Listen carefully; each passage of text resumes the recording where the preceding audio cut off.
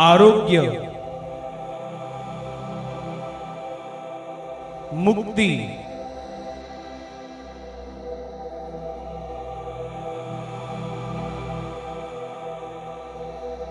पाप क्षमा,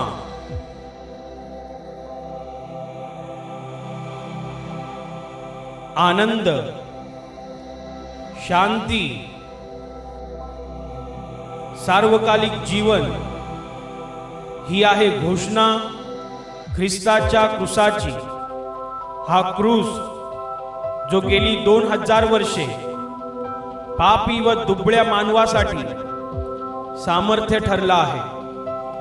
देवाचा पुत्र येशू ख्रिस्त 2000 वर्षापूर्वी मानव बनून जगात आला व पाप्यांच्या मुक्तीसाठी त्याने क्रूसावर बलिदान केलं आणि आम्हा पाप्यांसाठी स्वर्गातले सर्व आशीर्वाद पृथ्वीवर आणले। म्हणून बायबल म्हणते की देवाने जगावर एवढी प्रीती केली की त्याने आपला एकुलता एक पुत्र दिला, अशासाठी की जो कोणी त्याच्यावर विश्वास ठेवतो त्याचा नाश होऊ नये, तर त्याला सार्वकालिक जीवन प्राप्त व्हावे।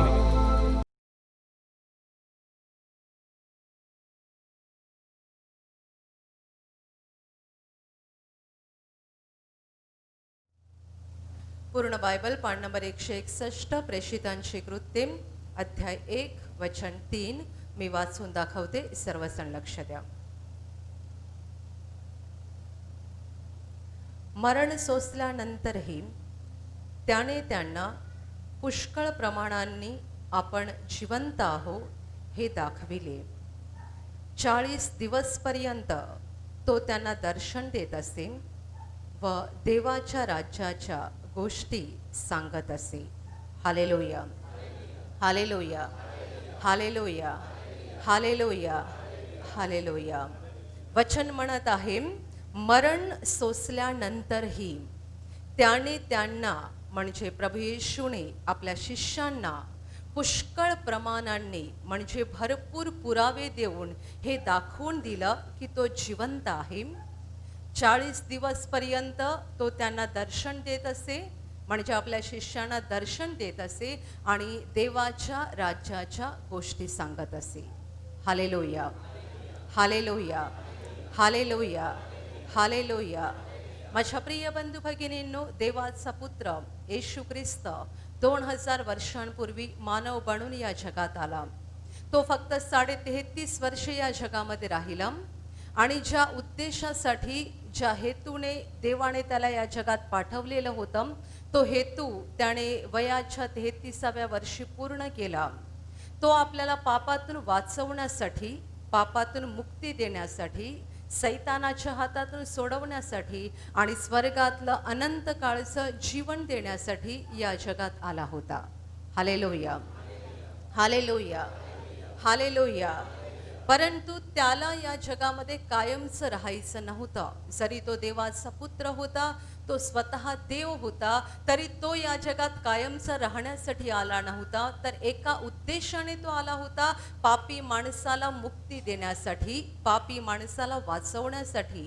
आणि म्हणून त्याने त्याच्या शिष्यांना अनेक वेळा हे सांगितलं होतं की मनुष्याच्या पुत्राला म्हणजे त्याला स्वतःला धरलं जाईल, मारलं जाईल, तो क्रूसावर मरेल आणि पुढे त्याने हेही सांगून ठेवलं होतं की मेल्यानंतर 3ऱ्या दिवशी तो जिवंत होणार आहे। Hallelujah, hallelujah, hallelujah. Yeshu Khrist आपल्या शिष्यांबरोबर असताना त्याने हे त्यांना अगोदर सांगितलं होतं की तो या जगात का आलेला आहे, काय घडणार आहे, त्याच्या बाबतीत जे काही घडणार आहे, या सगळ्या भविष्यवाणी प्रभू येशूने अगोदरच केल्या होत्या। त्याने मोठी अद्भुत केली, मोठे चमत्कार केले, सिद्ध करण्यासाठी की तो साधा माणूस नाहीये, तर तो देव आहे। त्याने आंधळ्याचे डोळे उघडले, त्याने मुक्यांना बोलतं केलं, त्याने लंगड्यांना चालतं केलं, त्याने बहिरांना श्रवण शक्ती दिली, त्याने पक्षघातांना बरं केलं, अशुद्धात्मे काढून टाकले आणि मेलेल्यांना सुद्धा जिवंत केलं. जगाच्या इतिहासात कोणीही कधीही केली नाहीत अशी कामं प्रभू येशूने केली आणि त्या कामांच्या द्वारे त्याने साक्ष दिली की तो साधा माणूस नाहीये, तो मुळी माणूस नाहीच आहे, माणूस रूपात आलेला तो परमेश्वर आहे. Hallelujah, hallelujah.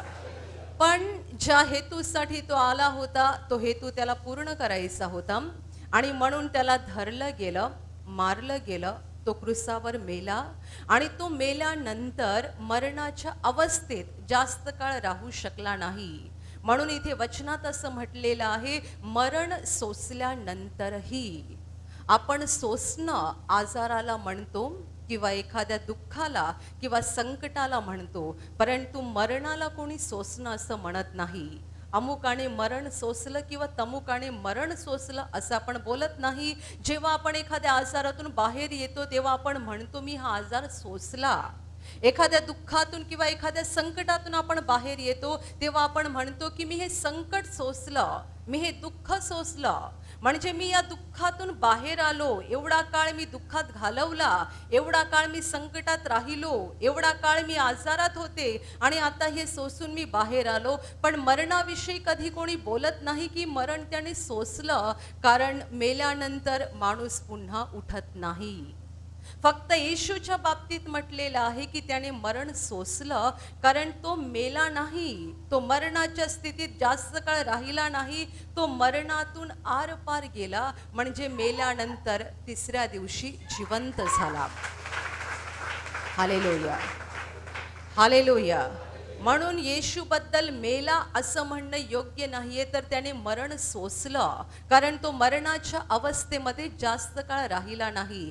तिसऱ्या दिवशी तो जिवंत झाला आणि हे वचन असं म्हणतं की त्याने पुष्कळ प्रमाणांनी, म्हणजे पुष्कळ पुरावे देऊन त्याच्या शिष्यांना दाखवून दिलं.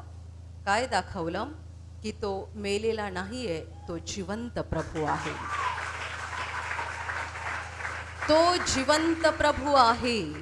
जेव्हा येशू ख्रिस्त चमत्कार करत होता तेव्हा शिष्य अशा विचारामध्ये होते की हा आमचा प्रभू एक एक नगर, एक एक शहर हस्तगत करणार आहे आणि अशा रीतीने एक एक देश त्याच्या हातात येईल आणि एक दिवस तो राजा बनेल. शिष्यांनी या भरवशाने येशूच्या मागे जाणं पत्करलं होतं, कारण त्यांना असं वाटत होतं की ह्याला अशक्य असं काहीच नाहीये. जिथे जातो तिकडे हा चमत्कार करतो, कोणतंही संकट त्याच्या पुढे टिकत नाही, कोणतीही समस्या त्याच्या पुढे टिकत नाही, काहीही दुःख त्याच्या समोर टिकत नाही. हा विजयशाली प्रभू आहे आणि हा एक दिवस संपूर्ण जग हातामध्ये घेईल आणि हा संपूर्ण जगाचा राजा बनेल आणि हा जर राजा बनला तर आम्ही त्याचे मंत्री बनू. हालेलुया. किती भारी पद त्यांना मिळणार होतं. पण त्यांना माहिती नव्हतं की येशूला राजा बनायचं होतं, पण या जगाचा राजा नाही, माणसाच्या हृदयाचा राजा बनायचा होता. हालेलुया. आणि राजा बनण्यासाठी त्याला अगोदर मरायचं होतं. तो क्रूसावर मरणार होता, उठणार होता आणि नंतर तो लाखो, करोडो आणि अगणित लोकांच्या हृदयाचा राजा बनणार होता. हालेलुया. पण हे त्यांना माहित नव्हतं. त्यांना असं वाटलं की असाच आमचा प्रभू चमत्कार करत राहील, कारण येशूच्या बाजूला नेहमी हजारो लोकांची गर्दी असायची. तो जिथे जायचा तिथे मोठे लोंढे त्याच्या मागे यायचे आणि म्हणून शिष्यांना वाटलं होतं की हा राजा बनेल, आम्ही त्याचे मंत्री बनू आणि आनंदी आनंद असेल. शिष्यांनी एक दिवस सुद्धा दुःखात पाहिला नाही. प्रत्येक दिवशी आनंद, प्रत्येक दिवशी यश, प्रत्येक दिवशी विजय. पण प्रभू त्यांना सांगत होता, मला धरलं जाणार आहे, मला मारलं जाणार आहे, मी मरणार आहे, मेल्यावर मी पुन्हा उठणार आहे. पण शिष्यांना मात्र त्याच्या बोलण्याचा अर्थ काहीही कळत नव्हता. जेव्हा जेव्हा येशू त्याच्या मरणाची भविष्यवाणी करत होता त्या वेळेला बायबलमध्ये म्हटलेलं आहे की शिष्यांना ते काही समजलं नाही. हा काय बोलतोय ते त्यांच्या डोक्यात काही शिरत नव्हतं. आणि शेवटी ती वेळ आली, गुरुवारची संध्याकाळ. प्रभू येशू ख्रिस्त गेतसेमने बागेमध्ये आपल्या शिष्यांबरोबर शेवटचं बोलत होता. ती त्याची शेवटची रात्र होती, पण ते फक्त त्यालाच माहिती होतं, त्याच्या शिष्यांना काहीही समजत नव्हतं. आणि तो शिष्यांना असं म्हणतोय, आता मी तुमच्या बरोबर फार वेळ बोलणार नाहीये, कारण जगाचा अधिकारी येत आहे. मी तुमच्या बरोबर फार वेळ बोलणार नाहीये, कारण जगाचा अधिकारी येतोय. या त्याच्या बोलण्याचा अर्थ काय आहे हेही त्यांना समजत नव्हतं. आणि ते बोलत असताना त्या बागेमध्ये शिपाई आले. त्यांनी येशूला धरलं, ते येशूला पकडून घेऊन गेले. आणि जेव्हा शिपायांनी येशूला धरलं आणि ते येशूला घेऊन गेले, तेव्हा सगळे शिष्य घाबरून पळून गेले, या विचारांनी की या शिपायांनी जर आमच्या प्रभूला धरलेला आहे तर ते आम्हालाही धरतील. त्यांनी आमच्या प्रभूचा छळ सुरू केलेला आहे, ते आमचाही छळ करतील. आणि या विचारामुळे शिष्य घाबरून पळून गेले. त्या गुरुवारी रात्री येशूला धरण्यात आलं आणि तेव्हापासून त्याच्या दुःखाला सुरुवात झाली. त्याने भयानक दुःख भोगलं, त्याच्या तोंडावर थुंकलं गेलं. आपण बायबलमध्ये किती सहजपणे वाचतो की येशूच्या तोंडावर थुंकलं गेलं किंवा त्याच्या गालावर चपराका मारल्या गेल्या. माझ्या प्रिय बंधू भगिनींनो, तुम्ही थुंकण्याचा विचार सोडून द्या. आपल्याला एवढूसा शब्द जरी कोणी बोलला तरी आपण म्हणतो, मी तिचं तोंड जन्मात बघणार नाही, मी त्याच्या पायरीला जन्मात पाऊल लावणार नाही. आपल्याला कुणाचं छोटंसं बोलणं सहन होत नाही, तर थुंकी झेलणं काय. जर आपल्या तोंडावर कोणी थुंकलं तर एवढा मोठा अपमान वाटेल की जाऊन गळफास घेऊ आपण. एवढे आपण अहंकाराने भरलेले लोक आहोत. कुणाचं थोडंसं बोलणं सहन होत नाही. तो स्वर्ग आणि पृथ्वीचा मालक, त्यानेच बनवलेली माणसं त्याच्या तोंडावर थुंकत होती. त्यानेच बनवलेली माणसं त्याची चेष्टा करत होती, त्याच्या गालावर चपराका मारत होती आणि तो सहन करत होता. त्याच्या डोक्यावर काट्यांचा मुकुट घातला गेला.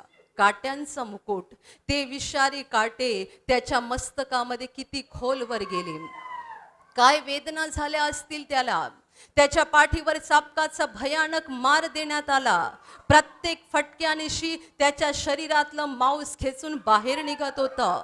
तो रक्तबंबाळ झाला होता, तडफडत होता, विव्हळत होता. गुरुवारी रात्रीपासून ही त्याची सुरुवात झाली. शुक्रवारी त्याच्या खांद्यावर क्रूसाचा अवजड भार देण्यात आला.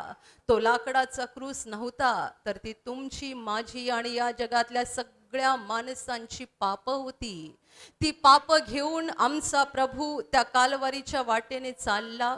ती खडकाळ आणि काट्याकुट्यांची वाट तो चालला, अशासाठी की आपल्या पायाला काटे बोचू नयेत, अशासाठी की आपल्या पायातून रक्त निघू नये. काटे त्याच्या पायाला बोचले, रक्त त्याच्या पायातून निघालं. तो तडफडला, तो विव्हळला आणि शेवटी त्या टेकडीवर पोहोचल्यानंतर त्याच्या दोन्ही हातातून आणि दोन्ही पायातून खिळे आर पार गेले. त्याचं शरीर क्रूसाला टांगलं गेलं. शुक्रवारी भर उन्हामध्ये तो क्रूसावर तडफडत होता आणि क्रूसाच्या खाली उभे असलेले लोक त्याची चेष्टा करत होते. अरे आंधळ्याचे डोळे उघडणाऱ्या, तू जर देवाचा पुत्र आहेस तर स्वतःला वाचव. तू आंधळ्याचे डोळे उघडले आणि तू स्वतःला वाचवू शकत नाहीयेस. तू मुक्याला बोलतं केलं आणि तू स्वतःला वाचवू शकत नाहीयेस. तू मेलेल्यांना उठवलं आणि आता तुला स्वतःला वाचवता येत नाहीये. सिद्ध कर, दाखव, पुरावा दे. तू जर देवाचा पुत्र आहेस तर पुरावा दे. कोणता पुरावा मागितला जात होता? क्रूसावरून खाली उतर. एकच पुरावा वारंवार मागितला जात होता. तू जर देवाचा पुत्र आहेस तर खाली उतर, वाचवून दाखव आम्हाला. प्रभूला अशक्य नव्हतं, परंतु त्याने माणसांच्या पापांची शिक्षा भोगायला सुरुवात केली होती. हे काम त्याला पूर्ण करायचं होतं, अर्धवट सोडायचं नव्हतं. कारण तो जर खाली उतरला असता तर आपण वरती म्हणजे स्वर्गामध्ये कधीही पोहोचू शकलो नसतो. म्हणून ते जे चेष्टा करत होते त्याला हसत होते आणि त्याची निंदा करत होते. त्यांच्यासाठी प्रभूने क्रूसावरून प्रार्थना केली. त्याच्या पूर्ण शरीरातून रक्ताच्या धारा वाहत होत्या. तो क्रूसावर तडफडत होता. डोक्याच्या केसापासून पायाच्या नखापर्यंत शरीरात असा एक भाग त्याचा शिल्लक नव्हता जिथे वेदना नव्हती. पूर्ण शरीर वेदनामय असताना प्रभूने प्रार्थना केली, हे बापा त्यांना क्षमा कर, कारण ते काय करत आहेत हे त्यांना समजत नाही. त्याला हसणाऱ्या आणि त्याची चेष्टा करणाऱ्या लोकांसाठी त्याने क्रुसावरून प्रार्थना केली. तो क्रुसावर तडफडत राहिला आणि शेवटी तो म्हणाला, पूर्ण झाला आहे. तारणाचं काम पूर्ण झालं आहे. ज्या मुक्तीच्या कामासाठी मी या जगात आलो ते काम पूर्ण झालं आहे. मी सगळी शिक्षा घेतली आहे. आणि तो शेवटचं वाक्य बोलला, हे बापा मी माझा आत्मा तुझ्या हातात सोपवतो. आणि असं बोलून प्रभूने प्राण सोडला. तो क्रुसावर मरण पावला. जेव्हा येशू क्रुसावर मरण पावला तेव्हा सैतान नाचत होता. ज्या अधिकाऱ्यांनी आणि ज्या लोकांच्या वरिष्ठ लोकांनी येशूला धरलं होतं आणि येशूला ही शिक्षा दिली होती ते हसत होते आणि ते मनात खुश होते. बरं झालं, संपला एकदाचा. सगळ्या जगाला ठकवणारा, लोकांना फसवणारा, लोकांना भुलवणारा संपला एकदाचा, मरून गेला. जेव्हा येशू क्रुसावर तडफडत होता तेव्हा त्यांना माहिती होतं की ही त्याची शेवटची घटका आहे. ते सगळे हसत होते, खुश झाले होते. आणि जेव्हा त्याने क्रुसावर प्राण सोडला तेव्हा त्यांना किती मोठा आनंद झाला. आमचा शत्रू एकदाचा संपला. कारण सगळे लोक आम्हाला सोडून याच्या मागे जात होते. आम्ही धर्मगुरू, आम्ही धर्मपंडित, आम्ही लोकांचे अधिकारी, आणि लोक आमच्या मागे येत नव्हते, ह्याच्या मागे जात होते. हा जगाला ठकवणारा संपला एकदाचा.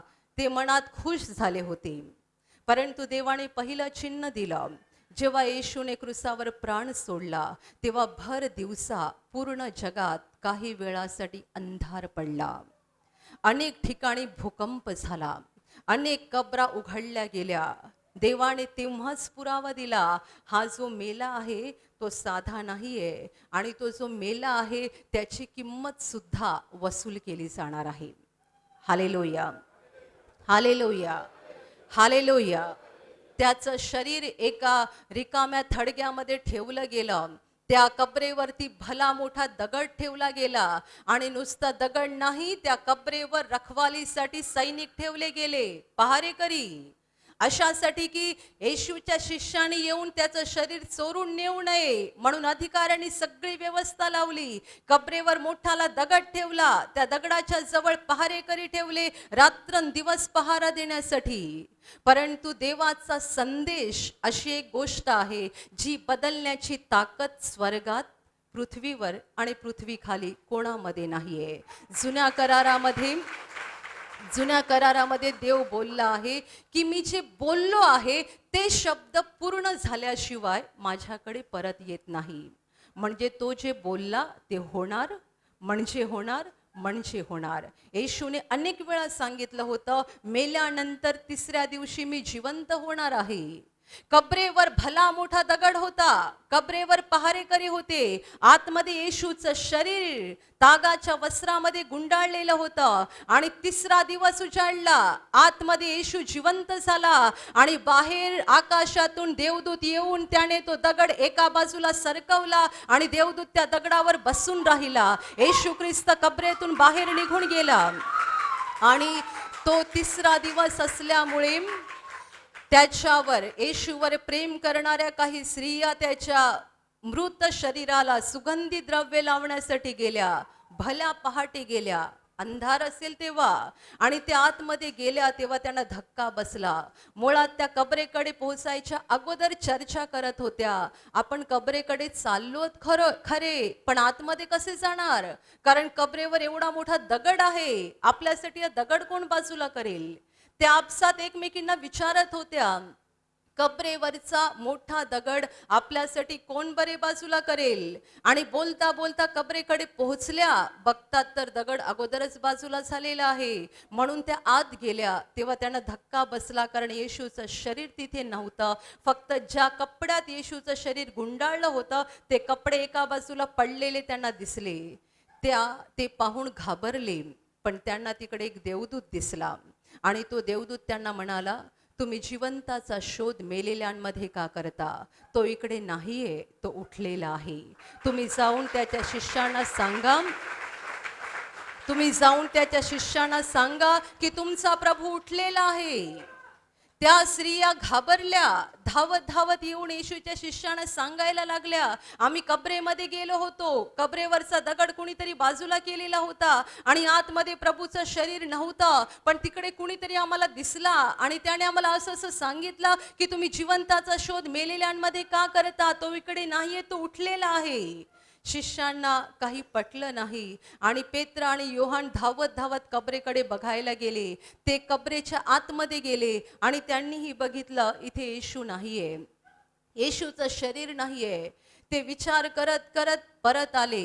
येशूचे सगळे शिष्य त्यावेळेला त्यांची स्थिती अशी होती की ते अतिशय घाबरले होते. त्यांचा प्रभू क्रूसावर मेल्यामुळे त्यांनाही भीती बसली होती की आता अधिकारी लोक त्यांनाही धरतील आणि त्यांनाही मारतील, म्हणून ते एका घरात बंद होऊन राहिले होते. ते परत आले आणि त्या बंद खोलीमध्ये एकमेकांना विचारायला लागले, काय झालं असेल, आपला प्रभू कुठे गेला असेल? कारण मेलेला माणूस जिवंत होणं जगाच्या इतिहासात कधी घडलं नाही. जर समजा मेलेला माणूस कोणाला दिसलाच तर आम्ही म्हणतो हे त्याचं भूत होतं. भूत, मेलेला माणूस पुन्हा येतच नाही आणि मेलेल्या माणसासारखा जर कोणी दिसला तर लोक म्हणतात की हे त्याचं भूत होतं. ते शिष्य एकमेकांना विचारतायत, आपल्या प्रभूचं प्रेत त्यांनी कुठे नेलं असेल, काय केलं असेल, त्याच्या शरीराला हे कुठे घेऊन गेले असतील? ते एकदम घाबरले आणि एकमेकांना विचारतायत काय झालं असेल, प्रभूचं शरीर कुठे नेलं असेल. आणि ते बोलत असताना बंद खोलीमध्ये प्रभू त्यांच्यामध्ये प्रकट झाला आणि प्रभू त्यांना म्हणाला, तुम्हाला शांती असो, तुम्हाला शांती असो, घाबरू नका, अस्वस्थ होऊ नका, शांत व्हा, शांतीचा स्वीकार करा, घाबरून जाऊ नका. शिष्य घाबरले, हा आमचा प्रभू, दरवाजा बंद आहे, खिडक्या बंद आहेत, आला कुठून? पहिली गोष्ट, हा मेला होता, तो जिवंत कसा झाला? आणि दुसरी गोष्ट, दरवाजा खिडक्या बंद असताना तो मध्ये कसा आला? ते घाबरले, पण बोलायची त्यांना शुद्ध नव्हती. प्रभूला माहित आहे त्यांच्या मनात काय चाललेलं आहे. प्रभू त्यांना म्हणतोय, जवळ या, मला चाचपून बघा, कारण भूताला जसं मला हाड मांस आहे तसं भूताला नसतं. मला तपासा, तुम्हाला काय तपासायचं? माझे हात बघा, माझे पाय बघा, माझा चेहरा बघा, माझी तपासणी करा, मला चाचपून बघा, कारण जसं मला हाड मांस आहे तसं भूताला नसतं. तेव्हा कुठे शिष्यांना हिम्मत झाली, ते त्याच्या जवळ गेले आणि त्यांना पक्क पटलं की खरोखर आमचा प्रभू उठला आहे. त्यावेळेला प्रभूने त्यांच्या सोबत काही गोष्टी केल्या आणि मग पुन्हा तो अदृश्य झाला. थोड्या वेळानंतर येशूचा एक शिष्य त्यांच्यामध्ये नव्हता, थोमा, तो तिकडे आला आणि बाकीच्या शिष्याने त्याला सांगितलं की आम्ही प्रभूला पाहिलं, आपला प्रभू खरंच उठला आहे, तो खरंच जिवंत झाला आहे. आम्ही इकडे त्याच्याविषयी बोलत असतानाच तो इकडे प्रकट झाला, तो आमच्याशी बोलला, आम्ही अगदी जवळून त्याला पाहिलं. तर थोमा म्हणतो, मी विश्वास धरणार नाही. कोणाला पटेल? ते 10 जण सांगतायत की आम्ही पाहिलं प्रभूला, आम्ही 10 जण असताना, आम्ही बोलत असताना या बंद खोलीमध्ये प्रभू इथे प्रकट झाला, त्याने आम्हाला सांगितलं मला येऊन चाचपून बघा. आम्ही त्याच्या जवळ गेलो, आम्ही त्याच्याशी बोललो. तरी थोमा म्हणतोय, मला बाबा पटत नाहीये, मी विश्वास ठेवणार नाही, कारण असं कुठे होते का? मेलेला माणूस पुन्हा उठतो आणि त्याच्या लोकांना भेटायला येतो, असं कुठे होते का? शक्य नाही. थोमा म्हणतो, त्याच्या हातामध्ये जिथे खिळे ठोकले होते तिथे भोक असेल ना, त्या भोकामध्ये मी माझं बोट घातल्याशिवाय आणि त्याच्या कुशीत जिथे भाला भोसकला होता तिथे मी माझा हात घातल्याशिवाय मी मात्र विश्वास धरणारच नाही. आणि थोमा बोलत आहे त्यावेळेला प्रभू पुन्हा एकदा प्रकट झाला. हालेलुया. आणि प्रभू म्हणतोय, थोमा जवळ ये, माझ्या हातामध्ये तुझं बोट घाल, माझ्या कुशीमध्ये तुझा हात घाल, नीट तपासून बघ, मी खरोखर उठलो आहे की नाही नीट तपासून बघ. विश्वासहीन असू नको, विश्वास धरणार आहेस. Hallelujah, hallelujah, hallelujah. आणि त्यानंतर प्रभूचं दर्शन सुरू राहिलं. एकदा नाही, दोनदा नाही, 40 दिवस पर्यंत प्रभूने शिष्यांना दर्शन दिली. प्रभूने का 40 दिवस दर्शन दिली? कारण त्याला शिष्यांचा विश्वास मजबूत करायचा होता. जर तो एकदाच दिसून अदृश्य झाला असता तर शिष्य बोलले असते, आम्हाला भात झाला, आम्ही 3.5 वर्षे रात्रंदिवस त्याच्या बरोबर होतो ना, म्हणून आम्हाला भात झाला. म्हणून प्रभू एकदा दिसला नाही, दोनदा दिसला नाही, 40 दिवस शिष्य जिथे जिथे जायचे, बंद खोलीमध्ये, समुद्र किनाऱ्यावर, डोंगरावर, रस्त्यावरून चालताना अनेक ठिकाणी येशूने त्यांना दर्शन दिली. नुसती दर्शन दिली नाहीत तर वचन असं म्हणतं, तो त्यांना देवाच्या राज्याच्या गोष्टी सांगत असे. जगातला असा एकमेव गुरु जो मेल्यानंतर पुन्हा उठून त्याच्या शिष्यांकडे आला आणि पुन्हा त्यांना शिकवायला लागला. हालेलुया. पण येशू ख्रिस्त जगातला असा एकमेव गुरु जो मेल्यानंतर पुन्हा जिवंत होऊन परत एकदा त्याच्या शिष्यांच्या भेटीला आला आणि सतत 40 दिवस त्याने फक्त दर्शन दिली नाही तर तो त्यांना शिकवत होता. म्हणजे सुरुवातीची 3.5 वर्षे ज्याप्रमाणे तो शिष्यांच्या बरोबर राहून त्यांना शिकवत होता, त्याप्रमाणे मरणानंतर उठल्यावर सुद्धा 40 दिवस तो त्यांना शिकवत होता. येशू समुद्र किनाऱ्यावर उभा होता आणि त्याचे शिष्य समुद्रामध्ये मच्छव्यात होते. ते मासे धरण्यासाठी गेले होते आणि त्यांनी लांबून पाहिलं, समुद्र किनाऱ्यावर कोणीतरी उभा आहे. सुरुवातीला त्यांनी ओळखलं नाही, परंतु थोड्या वेळानंतर एका शिष्याने ओळखलं आणि तो म्हणाला, प्रभू आहे, प्रभू आहे. ते जवळ गेले पण त्यांना हिम्मत होत नव्हती विचारायची. तेव्हा प्रभूने त्यांना विचारलं, तुमच्याकडे काही खायला आहे का? त्यांनी सांगितलं, हो आमच्याकडे खायला आहे. त्यांच्याकडे काही मासे होते, त्यांनी येशूला भाजून खाण्यासाठी दिले आणि येशूने त्यांना मासा भाजलेला खाऊन दाखवला. का खाऊन दाखवला? विश्वास ठेवा, मी भूत नाहीये, मी खरोखर मरणातून जिवंत झालेले आहे. हालेलुया. म्हणून हे वचन म्हणतं की मरण सोसल्यानंतरही त्याने पुष्कळ प्रमाणांनी भरपूर पुरावे देऊन त्याच्या शिष्यांना सिद्ध करून दाखवलं. काय सिद्ध करून दाखवलं? की तो जिवंत आहे. तो क्रूसावर मेला होता आमच्या पाप क्षमेसाठी, आमच्या मुक्तीसाठी त्याने क्रूसावर बलिदान केलं होतं. पण आता तो मेलेला नाहीये, तो उठलेला आहे, तो जिवंत आहे. आणि बायबल म्हणतं की जो एकदा जिवंत झालेला आहे तो पुन्हा मरणार नाहीये. हा प्रभू युगानुयुग जिवंत आहे. म्हणून प्रकटीकरणाच्या पुस्तकात येशू म्हणतोय, मी मेलो होतो तरी पहा मी युगानुयुग जिवंत आहे. तो काल जिवंत होता, आज जिवंत आहे आणि युगानुयुग जिवंत राहणार आहे. हालेलुया. 40 दिवस मरणातून उठल्यानंतर 40 दिवस त्याने शिष्यांना दर्शन दिली. 40 दिवस तो त्यांच्याशी बोलत राहिला, त्यांना शिकवत राहिला आणि 40व्या दिवशी त्यांच्या डोळ्या देखत तो वर स्वर्गामध्ये चढून गेला. तेव्हापासून आतापर्यंत प्रभू येशू ख्रिस्त शरीर रूपात या जगात नाही. तो जगात आहे पण शरीरात नाही तर आत्म्याच्या रूपाने आहे. तो त्याच्या पवित्र आत्म्याच्या रूपाने संपूर्ण जगामध्ये काम करत आहे. तो जिवंत प्रभू आहे. माझ्या प्रिय बंधू भगिनींनो, आम्ही तुम्हाला कोणा माणसावर विश्वास ठेवायला शिकवत नाही किंवा एखाद्या माणसाविषयी आम्ही तुम्हाला शिकवण देत नाही. आम्ही जे काही शिकवत आहोत जिवंत देवाविषयी शिकवत आहोत. येशू ख्रिस्त हा जिवंत देव आहे. तो माणूस बनून या जगात आला होता, तो परिपूर्ण माणूस बनला होता, पण मुळात तो माणूस नाहीये, तो देव आहे. म्हणून तो शिष्यांना पुरावे देत होता आणि त्याचे पुरावे संपले नाहीत. तेव्हापासून आजच्या दिवसापर्यंत तो पुरावे देत आहे. तो लोकांना दाखवत आहे, आजही तो लोकांना दाखवत आहे की तो मेलेला नाहीये किंवा तो साधा माणूस नाहीये, तर तो सामर्थ्यशाली परमेश्वर आहे. तो जिवंत आहे, तो युगानुयुग जिवंत आहे. Hallelujah, hallelujah, hallelujah. माझ्या प्रिय बंधू भगिनींनो, तो जर जिवंत आहे तर त्याने स्वतः सांगितलेलं आहे, तुम्ही सुद्धा जिवंत राहाल. मी जिवंत आहे म्हणून तुम्ही जिवंत राहाल.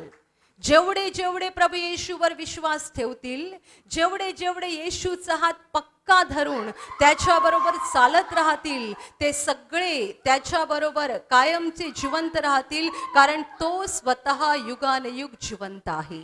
Hallelujah, hallelujah, hallelujah. त्याच्यावरचा विश्वास अधिक भक्कम करा, त्याच्यावरचा विश्वास अधिक मजबूत करा आणि त्याचा हात धरून चालत राहा, कारण जो त्याच्यावर विश्वास ठेवील तो कधीही लज्जित होणार नाही, कधीही फजित होणार नाही. तो जिवंत आहे म्हणून त्याच्यावर विश्वास ठेवणाराही सर्व काळ जिवंत राहणार आहे. हे अभिवचन त्याने स्वतः त्याच्यावर विश्वास ठेवणाऱ्या प्रत्येकाला दिलेलं आहे. आमच्या पाप क्षमेसाठी त्याने क्रुसावर बलिदान केलं, आमच्या मुक्तीसाठी त्याने रक्त सांडलं, परंतु तो तिसऱ्या दिवशी जिवंत झाला आणि तेव्हापासून आजपर्यंत तो जिवंत आहे. म्हणून हे जे काही चमत्कार आजही तुम्ही पाहत आहात, ते बाकी कुणाच्या नावात नाही, प्रभू येशूच्या नावात घडत आहे. हालेलुया. कारण येशूचं नाव जगातलं सर्वश्रेष्ठ नाव आहे. येशूचं नाव सगळ्या नावापेक्षा उंच नाव आहे. बायबल म्हणतं आकाशाखाली मनुष्यामध्ये तारणासाठी एकच नाव आहे. देवाने दिलेलं एकच नाव, देवाने दिलेला एकच उपाय, जगाची एकमेव आशा, जगाचा शेवटचा आधार देवाचा पुत्र येशू ख्रिस्त आहे. तोच आम्हाला पापातून मुक्त करू शकतो, तोच त्याच्या रक्तात आमची पाप पुसून टाकू शकतो, तोच आमचं नाव स्वर्गामध्ये लिहू शकतो, तोच आमच्यासाठी स्वर्ग उघडू शकतो, तोच आम्हाला स्वर्गातले आशीर्वाद देऊ शकतो आणि तोच आम्हाला मेल्यावर अनंत काळचं जीवन देऊ शकतो. Hallelujah, hallelujah, hallelujah. माझ्या प्रिय बंधू भगिनींनो, आपण सगळे पापी आहोत, परंतु आपल्याला पापांची शिक्षा भोगायची गरज नाहीये, कारण आपल्या पापांची शिक्षा प्रभू येशूने एकदाची घेतलेली आहे. जे दुःखात आहेत, कष्टात आहेत, आजारात आहेत, शापात आहेत, ते आपल्या पापांची शिक्षा पुन्हा पुन्हा घेत आहेत. आपल्याला पापांची शिक्षा पुन्हा घ्यायची गरज नाहीये, कारण येशूने एकदाची घेतलेली आहे. त्याच्यावर विश्वास ठेवा, त्याचा हात घट्ट धरा, घट्ट, सैल नाही, घट्ट, कारण सैल हात कधीही सुटू शकतो. येशूचा हात एवढा घट्ट धरा की तो कधीही सुटणार नाही, कारण आज आम्ही त्याच्यावर भरवसा ठेवू शकतो, उद्या आम्ही त्याच्यावर भरवसा ठेवू शकतो, आमचं जीवन संपेपर्यंत आम्ही त्याच्यावर भरवसा ठेवू शकतो आणि मेल्यानंतरही आम्ही त्याच्यावरच भरवसा ठेवू शकतो. हालेलुया. कारण तो म्हणाला आहे, पुनरुत्थान आणि जीवन मीच आहे. तो स्वतः पुनरुत्थान आहे, तो स्वतः मेला आणि तिसऱ्या दिवशी जिवंत झाला. आणि म्हणून आम्हाला आशा आहे, जर आम्ही येशूवर विश्वास ठेवून मेलो तर तो आम्हाला जिवंत करणार आणि आम्ही स्वर्गात देवाबरोबर अनंत काळ जिवंत राहणार आहोत. Hallelujah, hallelujah, hallelujah. म्हणून मी तुम्हाला सांगितलं की येशूचा हात घट्ट धरा, सैल धरू नका. सैल हात म्हणजे कसा? लोक फक्त येशूकडून बरे होण्यासाठी येतात, आशीर्वाद मिळवण्यासाठी येतात, बरे झाले की येशूला सोडून जातात. प्रॉब्लेम सुटला की प्रार्थनेला यायचे बंद होतात. जी काही समस्या होती ती निघून गेली की साक्ष देतात आणि मग प्रार्थनेला यायचे बंद होतात. त्यांना असं वाटते की जेव्हा गरज लागेल तेव्हा यायचं, बाकी वेळेत आपण घरी प्रार्थना करू शकतो. माझ्या प्रिय बंधू भगिनींनो, येशूचा हात घट्ट धरा, सैल धरू नका. तुम्ही एखाद दिवस कामावर जायला सुट्टी केलीत हरकत नाही, तुम्ही एखाद दिवस घरात स्वयंपाक बनवायला कंटाळा केलात हरकत नाही, पण येशूकडे यायचा कंटाळा कधीच करू नका. कारण तो जीवनाची भाकर आहे, तो जीवनाची भाकर आहे. त्याच्याकडून आत्म्याला जीवन प्राप्त होतं. हे जग तुम्हाला पैसा देईल, तुमची नोकरी, तुमचा बिझनेस तुम्हाला पैसा देईल, पण जीवन फक्त येशू ख्रिस्त देऊ शकतो. Hallelujah, hallelujah, hallelujah. आणि आता मी तुमच्यासाठी प्रार्थना करणार आहे. तुमच्या शरीराच्या ज्या भागाला आजार आहे तिथे पूर्ण विश्वासाने हात ठेवा आणि तिथे हात ठेवणं शक्य नसेल तर तुमच्या छातीवर हात ठेवा. विश्वास ठेवा की प्रभू येशू आत्ताच तुम्हाला स्पर्श करेल आणि बरं करेल. पूर्ण विश्वास ठेवा की प्रभू आत्ता तुम्हाला स्पर्श करेल आणि तुमच्या जीवनामध्ये अद्भुत काम करेल. तुमच्या शरीरातील सर्व आजार प्रभू येशूच्या नावाने या क्षणाला निघून जावोत. तुमच्या जीवनातील सर्व दुःख प्रभू येशूच्या नावाने या क्षणाला निघून जावो. तुमच्या जीवनात काम करणारी सर्व अंधाराची शक्ती प्रभू येशूच्या नावाने ह्या क्षणाला निघून जावो. सैतानाची सर्व बंधनं तुमच्या जीवनातून तुटून जावोत. सर्व शुद्धात्म्यांनो, प्रभू येशूच्या नावाने मी तुम्हाला आज्ञा देत आहे, या क्षणाला ह्यांना सोडून निघून जा आणि पुन्हा त्यांच्यात शिरू नका. तुमचं हृदय स्वर्गीय शांतीने भरून जाओ. स्वर्गीय आशीर्वाद तुमच्या जीवनात येऊ. पवित्र आत्म्याचा आनंद आणि पवित्र आत्म्याची शांती तुमच्या हृदयात भरून राहो. आमीन.